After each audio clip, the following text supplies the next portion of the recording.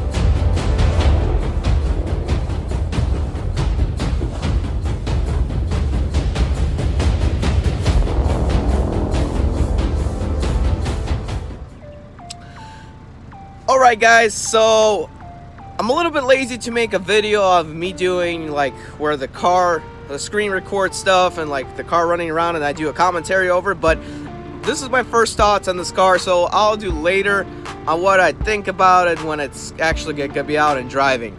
But this is a 2022 Lexus IS500 F-Sport with a screaming naturally aspirated V8 with 5.0 liters, 472 horsepower that makes the car go 0 to 60 in 4.5 seconds. This will be Lexus's fastest F-performance car other than the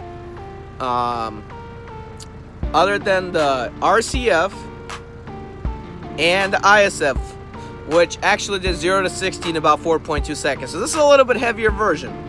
And guys, also I'm gonna put Lexus's website, I'm gonna give you a direct link about information of the car from Lexus's website in my description below. There's gonna be a link, okay? There's gonna be a whole bunch of links, just find it. I have a whole bunch of links. But according to Lexus, the power comes in at 7,100 RPM, that 472 horsepower. And guys, according to Lexus, you can find the press release and everything like that and more information. According to Lexus, the car, the IS500, will come with enhanced brakes, adaptive suspension, and a limited slip differential. And Lexus also claims they're raising the hood by 2 inches to give it a more stout style. And my first thoughts, because I'm so excited for this car. I'm so excited. Maybe not. I'm gonna be a little disappointed. Lexus has made the 5.0 V8 for a while. It came with very similar power outputs: the ISF, the RCF, the LC500. And some of their Toyota engines. Very similar. So I'm disappointed in that because I would assume Lexus would tune to make it at over 500. I think Lexus is going to lose in this one. The Lexus IS500 is not ready to rival the M3 yet. The BMW is leading against Lexus for the longest time. The only thing that BMW has lost against Lexus is reliability. And Lexus does treat their customers better. Also, when you do modify a Lexus and make more power out of it, it is still going to be more reliable than a BMW. Now guys, so let's just say, yeah, I'm a little disappointed because that 5.0 V8, yes, you can slap on an RR supercharger because RR makes modification parts for Lexus. But the problem is, you know what? Lexus, come on, you've been doing it for 10 years. Can't you up the game to 500, 550 horsepower? Why are you stuck at the 470s? Like, literally. The ISF came with 412. Well, they bumped it up to 467, and then they 472. So what's the 5 extra horsepower gonna do in all the cars? At 4.5 seconds, 0 to 60, this car means this car is heavy. So yeah, I'm a little disappointed. I thought it'll be doing 0 to 60 in like, you know what? I thought it would be doing 0 to 60 in like 4 seconds or less. Because if you think about it, the ISF did it at one point, and that's with a good driver. The bad driver, the ISF did it in 4.7 seconds or whatnot. So yeah, I am a little disappointed in the IS500. And what I'm also disappointed is that's going to be the last 5.0 V8 stuck into a sedan. Unfortunately, with all the new regulations of emissions, it's getting harder and harder to make naturally aspirated cars with high power without having to pay a tax for the consumer, so they tend to go to turbocharged. And guess what? With turbocharged or supercharged, you can actually modify, tune the car just a little bit to give it more pep. Now, on the bright side, I think Lexus is celebrating that they're making their last V8 stuck in a sedan. Everyone been waiting for a sedan for a while. I mean, there's the GSF, but it's slow. Okay, it's not as light. And the GSF was kind of a little bit of a fail. I think it's still a success. I mean, it's a great car, but I think it's a little bit of a fail because the RCF sold more when it first came out than the GSF. In my opinion, I don't know about the numbers. I'm just making my opinion, okay?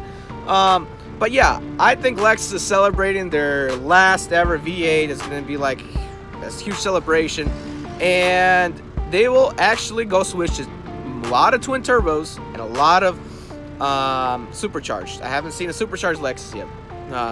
I mean, yeah, people supercharge them, but coming from the factory. Lexus has made a twin turbo LS already, and they're still making them. It's been reliable, and they're making turbo IS200, IS300, RC200, and RC300. Okay, successful. So I can see where Lexus is going with this. So yeah, so my first thoughts, yeah, it's good and bad, but also you got to look at the price. If they're gonna skyrocket the price to 100 grand for that IS500, they're only gonna sell like maybe a few cars. Ain't no one gonna want to buy a car that's slower than an M3. And for goodness sake, you could go get a M4 Heritage Edition for under 100,000 and be making way ton more power, having way more ton fun, you know. So yeah, that's my opinion. Alright guys, thank you for watching this channel. I want you to go ahead and click the subscribe button, and yeah, I'll see you next time for another First Thoughts. Not canceled. Guys, I'm Eddie B. 2004 You're in line.